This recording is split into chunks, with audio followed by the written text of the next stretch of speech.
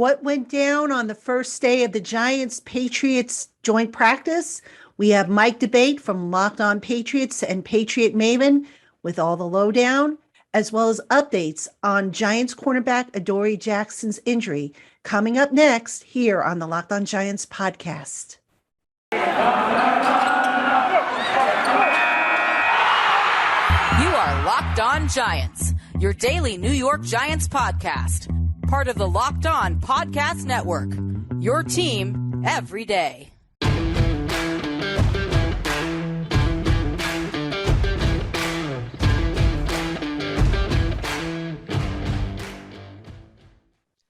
What's up, New York Giant fans? Patricia Traina here with you on the new episode of the Locked On Giants podcast, part of the Locked On Podcast family. Your team every day. Happy to have you here. And as promised this week, my good friend Mike D'Abate from Locked On Patriots and the Patriot Maven is coming to us live from New England, where the Giants and Patriots have been practicing. They just finished their first practice of two. And just a heads up, Mike will be with me again tomorrow. And then I am in East Rutherford, so I'll have the Giants end of it before they wrap up things before the preseason game. So Mike, first off, let me welcome you back to the podcast and hope you cool down a little bit. I understand it was a scorcher out there. Yeah, definitely the Foxborough fire was brought today. The heat was a factor, I think, for both teams. Looks like it's going to be an even hotter one tomorrow, as you can hear the trucks and whatnot over my shoulder here at Gillette. But a solid day of work for both teams. And I think both teams got a lot of good looks. And really, I think we're able to get exactly what they needed out of this practice today. All right. Well, we're going to talk about some of that. We're going to get your perspectives on the Giants. We'll get a little bit on the Patriots. We got to start off with the battle of the quarterbacks. I know we started with that on yesterday's show. Mac Jones, from what I understand, tore things up. Daniel Jones, on the other hand, had kind of an iffy type of day. But what did you see from each quarterback?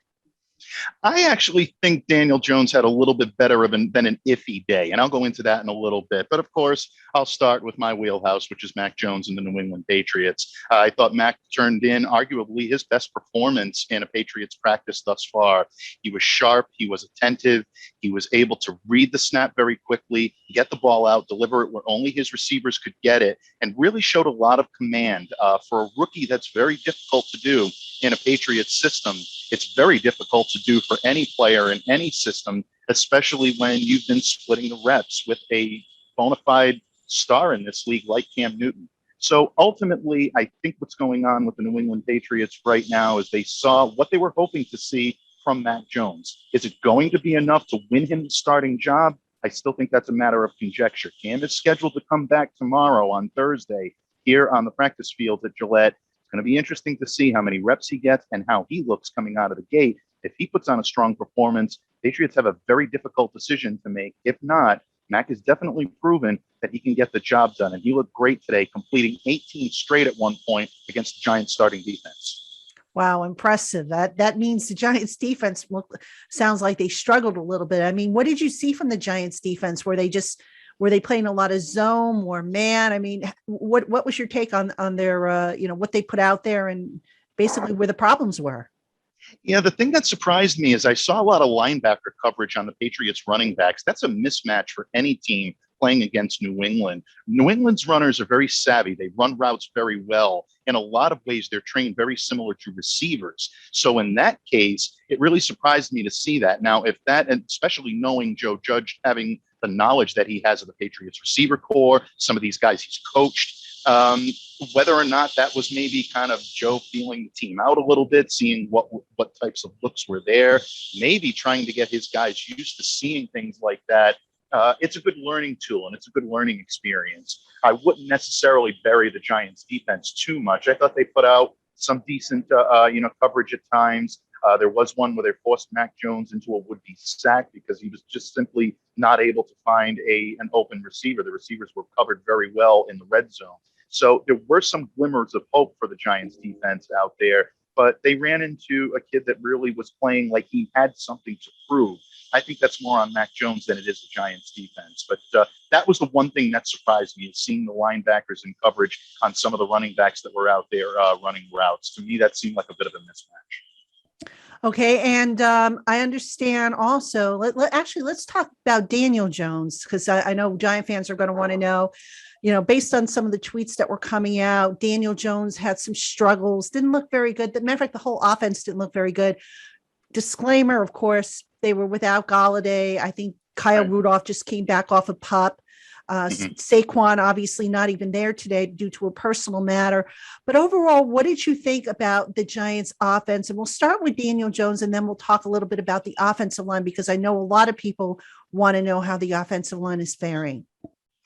Daniel Jones, I thought, put in a solid day of work. If I had to rate both quarterbacks, I would give the day to Mac over Daniel on this day. I simply think, again, Mac was playing like he had something to prove, but that doesn't take away anything from Daniel Jones. I thought he read pre-snap very well. I thought he identified the types of coverage that he was looking at. He didn't look lost or confused or anything that you would be concerned about if you're a Giants fan, that would really cause you to step back and say, wow, this late in the game, that scares me. That surprises me. Again, he was without Kenny Galladay. He was without Saquon Barkley. But overall, I thought he put in a good, solid day of work. Had a miscue to Kyle Duggar, and Kyle really, I think, ran a great route to be able. It was supposed to be on a dig. Kyle went up there and grabbed and snagged the interception. A couple of pass breakups by the Patriots defense. Kyle Van Noy ended up coming in for a would-be sack. Obviously, there's no contact right now, but at the same time, the Patriots didn't really put in the dominant performance that would lead a Giants fan to say, wow, they were just beaten from pillar to post on both sides of the ball. A decent day overall for the Giants offense, considering the temperatures out here, considering they're the visitors, they're the travelers. A lot of factors to consider here, but I wouldn't necessarily take away so many negatives from the day. Plenty more coming up on today's Locked On Giants podcast, Giant fans. But first, no matter what you need for your car or truck, Rock Auto is sure to have it in its extensive online catalog. RockAuto.com offers brand name parts for every make, model, and manufacturer at highly competitive prices and ships right to your door. Visit rockauto.com and be sure to write Locked On in their How Did You Hear About Us box so that they know we sent you. That's rockauto.com. Amazing selection, reliably low prices, all the parts your car will ever need. rockauto.com. What about the offensive line, the Giants offensive line versus the Patriots defensive line? I think we were talking about that yesterday, how that would be a potential, good test for both units.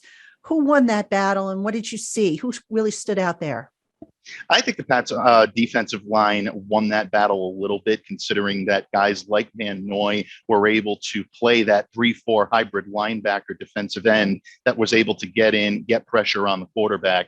The Giants offensive line, I thought, held up relatively well, but ultimately, I think the Patriots got a little bit better of the two on the day, simply, I think, because of the preparedness up front and the play of, in a lot of ways, it was, I think the play of Mac Jones on the other side of the ball with the Patriots offensive line, comparing them to that of the Giants offensive line. Pat's offensive line is one of their top units this year, without any question. So naturally, by comparison, things are going to look a little bit skewed there. But ultimately, I thought the Giants offensive line looked decent today. Nate Solder was limited in his capabilities, someone that I know very well from his time up here in New England. I think they'll be okay. I really do. And I look for them to put out a better showing tomorrow with maybe a little bit more, rest and a little bit more preparedness of what they're going to see from the Patriots defense.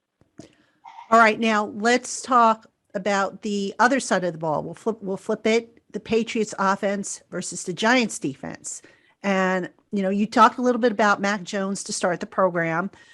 What else did you, you also talked about, the mismatches and whatnot, but what else did you see? And again, let's look at the pit players, the Patriots offensive line versus the Giants defensive front, which is, it's a stout unit, the Giants defensive front, but how did they stack up against the Patriots offensive line? I think that was really the battle of the day, to be totally honest with you. I think if you take away a win from the Giants for this day of practice, I would look at the defensive line holding up very well against a very stout unit for the Patriots on their offensive line. The Patriots offensive line sputtered briefly when Isaiah Wynn went out with an apparent injury. He left the field. He is their starting left tackle, left the field with trainers. We're not completely sure whether or not it was injury related or could have been heat related. Again, the temperatures up here today were very much sweltering in the New England heat. So it could have had a little bit of an effect there. Yanni Kajus came in, sputtered very briefly, but I thought did a pretty good job of anchoring that left side, which is extremely important to protect the blind side of a quarterback like Mac Jones, especially a rookie. You need that type of protection. And I thought Kajus did a very good job of doing so. So on the Giants side, they were able to get pressure. They were able to, give Mac Jones some difficult looks. Again, Mac just, I think, played like a guy who really had a lot to prove today. And again, I think some of the matches that he won might have been in the secondary. Of course, everyone is concerned right now with the health of Adoree Jackson, definitely hoping that he's going to be okay. That looked difficult, especially toward the close of practice. Keep a sharp eye on that, Giants fans, and we'll do the same here. But ultimately, I think Mac won his battles against the secondary more than the defensive front. That unit looked very good today. All right, that's not very good news. And you mentioned the Adoree Jackson injury. What happened on that? I understand it was I think at the left ankle, I think what happened. And it was a deep pass he was defending against Mac Jones. Is that what happened? I mean, did you see what happened, how he landed? Yeah, it happened very quickly. So my vantage point from where I was sitting in the Patriots press area, which is where all the press was seated today, it was difficult to get a vantage point, but it looked like he did come down hard after trying to snag the Mac Jones pass. Immediately, trainers came out. They took a look at him. They bandaged his left ankle, his left foot. That was heavily bandaged when he left the field by virtue of a cart. So I think in a lot of ways, we're definitely all of us are holding our collective breath. No one on either side ever wants to see an injury to any player, especially, someone who was brought in to be a real difference maker in that Giants secondary like Adoree Jackson. I wish him the best. I know everybody, around does, and hopefully it'll be more precautionary than anything. But at the time it happened and just the way it happened, it just didn't look good. But, I caution everyone to wait for the information to come out before we make any type of judgment calls as to exactly what happened there. Yeah, and as we record this, Jackson was scheduled to have additional diagnostic tests to determine the severity. Suffice it to say, we probably won't see him the rest of the week. We probably will not see him in the preseason game this weekend. The Giants hoping that Adoree Jackson will be good to go for week 1. Right now, again, as we record this, we don't know the severity, if it was a high ankle sprain, a low ankle sprain, or what went on. But as Mike said, fingers crossed that it's nothing serious, because the Giants, they cannot afford to have an injury to the cornerback rank, which is kind of thin. Even though they have bodies there, it's kind of thin. So we'll keep our fingers crossed. Mike, what surprised you today about the practice? I know we talked a little bit about what we might expect as far as 7-on-7, 11-on-11, but what really jumped out at you from either side of the ball, or either team, I should say, that you just weren't really expecting? I hate to be a homer on this one, but Mac Jones really did pleasantly surprise me. It's not that I doubted his abilities to be able to do what he did on the field today, but to watch him progress and work through a starting caliber opponent on defense and be able to complete 18 straight at one point, really lead his team. And even after that, the 19th pass that ultimately ended up breaking the quote unquote streak was a would-be sack that he took himself, simply because he couldn't find a receiver downfield. It wasn't due to an incompletion or an interception or anything like that. He held his poise and was so adept at being able to run this offense the way the Patriots hope it's run, a quick timing-based offense that's based and predicated on quick passes that, find their targets accurately and on time. And Mac was, brilliant in doing that today. From a Giants perspective, I was impressed by Daniel Jones. I know there are some tweets out there that say that maybe he didn't have the greatest day in the world. Maybe that's a comparison to the day that Mac had, but I think he has a solid ability to lead this team. I was impressed with his poise, and you can see the elements of the Joe Judge coaching in this Giants team, the discipline that they show, the fire that they're showing a little bit. There were a couple of, little dust ups during practice today. It's good to see Joe's imprint on this team. And it's good to see him, progressing along very well with that. So those were my takeaways and maybe some of the surprises that I'll take away from day one. Hey, Giant fans, it's that time of year again, and all eyes are now turning to football as teams are back on the gridiron for the football season. As always, BetOnline is your number one spot for all the pro and college football action this season. Get all the updated odds, props, and contests, including the $500,000 NFL Mega Contest and the $200,000 NFL Survivor Contest, open now at BetOnline. Head to the website or use your mobile device to sign up today to receive your 100% welcome bonus when you use the code LOCKEDON. Be sure to take advantage of their opening day super promo. Make a bet on the Thursday, September 9th season opener between the Super Bowl champion Buccaneers and the Dallas Cowboys. And if you lose, your wager will be refunded up to $25.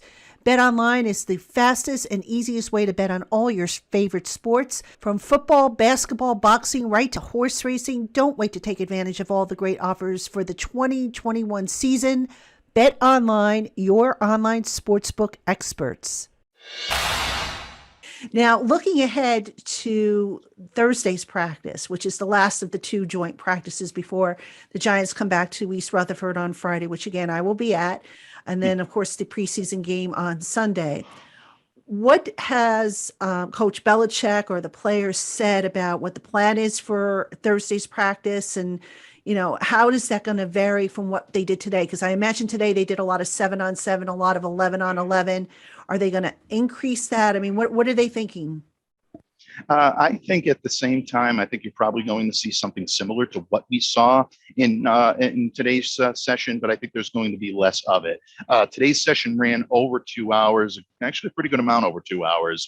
I don't expect them to go that long tomorrow, especially with the heat out here as well. I think that will be a factor. My guess is practice will probably run anywhere from like an hour and a half to an hour and 45 minutes. I think it'll be a shorter session. I think both teams got a lot of what they were looking for today. But at that same time, I think they're going to look at the red zone. We saw red zone work today. I think you're going to continue to see that. You'll continue to see one-on-one drills, maybe a few more of those. But ultimately, I think it's just going to be a condensed version of what the Patriots and Giants put out there today. Bill and his staff have not really tipped their hand all that much in terms of what they're looking for. Joe was a little bit more forthcoming about saying that he expected 7-on-7, 11-on-11 drills today, a good amount of competition, and that he looks for that to continue tomorrow. So it'll be interesting. The one wild card in all this is Cam Newton is supposed to be coming back for New England tomorrow. How many snaps will he take? And also, of course, Saquon Barkley is expected to be in New England tomorrow as well. For the Giants, Joe Judge has said he expects him to at least get a little bit of contact before they have to go out there and activate him. So while I don't expect anything major, he'll be in a red non-contact jersey. I do look for him to take some snaps and to get out there into simulated situations. We're probably going to see a little bit of Saquon tomorrow in some meaningful action. Yeah, I'm curious to see. I mean, because from what I gather, the padded practices were Wednesday and scheduled for Thursday. I think when the Giants go back to East Rutherford, I think it's going to be a non-padded practice. So if they're going to get Saquon any kind of contact work, I would think you would want to see it maybe on Thursday. I mean, wouldn't you? Absolutely. I mean, from my perspective, that's definitely the case. I'm not sure what the absence was related to. It did say personal, so we have no reason to believe that it would be anything else but that. If that's the case and he's not wearing the red jersey tomorrow, it might be interesting to see him take a little bit of contact and knowing what he'll be able to withstand before they go ahead and activate him. So that's going to be a big key tomorrow for the Giants. I know Giants fans, they're going to keep their sharp eye out for Saquon Barkley, just like Patriots fans are going to be keeping their sharp eye on Cam Newton tomorrow as well. Now, I don't know if this is too early to ask this. We might have to wait until the Thursday practice is wrapped up. But has Belichick given any indication what his plans are for personnel deployment in the preseason game? Very little. He spoke about that a little on Tuesday morning. We're supposed to talk to Bill tomorrow before tomorrow's practice, so that subject I'm sure will come up. Knowing Bill the way we all know him up here in New England, I don't expect him to be too forthcoming when it comes to his plans or tip his hand. But Bill has said, especially when it comes to this final preseason game, that it's about giving players a chance to showcase what they can do, finding out their strengths, finding out their weaknesses, and getting the opportunity to get a last look. So if a player is on the roster bubble or being considered, it's probably a safe bet that we're going to see a good amount of them on Sunday because essentially it's the last opportunity the Patriots will have to look at their personnel before roster cut down next Tuesday. So I would look for some of those guys to get some pretty good looks, but ultimately, if they're sure what the quarterback situation is going to look like. You may see a good amount of Brian Hoyer in that game. I don't think Bill is going to tip his hand too much game planning, but personnel in terms of how he's going to, I'd look for the starters to get some reps early on, but once Bill gets a good look and knows what he wants, he'll pull those guys out of there and protect them and make sure that they're ready for a couple of weeks in Miami. All right. Well, it sounded like it was a really hot, grueling day, 2+ hours. Wow. Yeah, I mean, welcome to the absolutely. dog Yep. days of summer, And right? Joe actually made his Giants run that infamous Belichickian hill that's over to my left shoulder, which you really can't see right now. That's the Foxborough version of the grassy knoll up here, and it's it's unforgiving and a hill that usually, if you're running that hill, it's usually not a good thing. So Joe was probably not too happy with what he saw out there today because he's a perfectionist and he has that Belichickian mold of wanting to see perfection each and every time. We'll see what happens tomorrow. I think the Giants come out ready to roll. And plus, they also had a couple of skirmishes, from what I understand.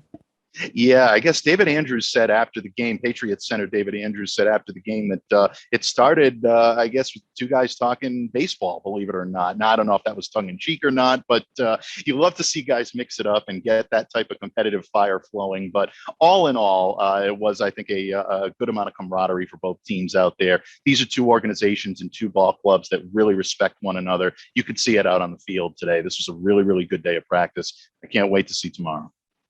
Me too. I can't wait to hear the reports. And then, of course, I can't wait to see the Giants back in East Rutherford. Mike, my friend, great stuff. We will do this again tomorrow and appreciate all your insight, your input. Make sure you get some extra water because, got to stay hydrated. Can't have you shriveling up there. And Absolutely. yeah, so I appreciate you, Giant fans. Thank you so much for tuning in. Don't forget, check back with us tomorrow. Mike will be back with another report live from, well, not live from, but from New England, where he is based. And then I will be at the East Rutherford practice. And of course, I will be at the game on Sunday, bringing you all the latest. And then we have roster cut down dates. And speaking of which, we have a fun show coming up for you that I'm planning with Nick Filato. I think you guys will like this. Nick and I are going to actually build the Giants 53-man roster. So that should be a fun show. That's coming up later in the week. Hope you will check it out. For Mike D'Abate, I am Patricia Traina. Thank you so much, and we will talk to you again tomorrow, Giant fans.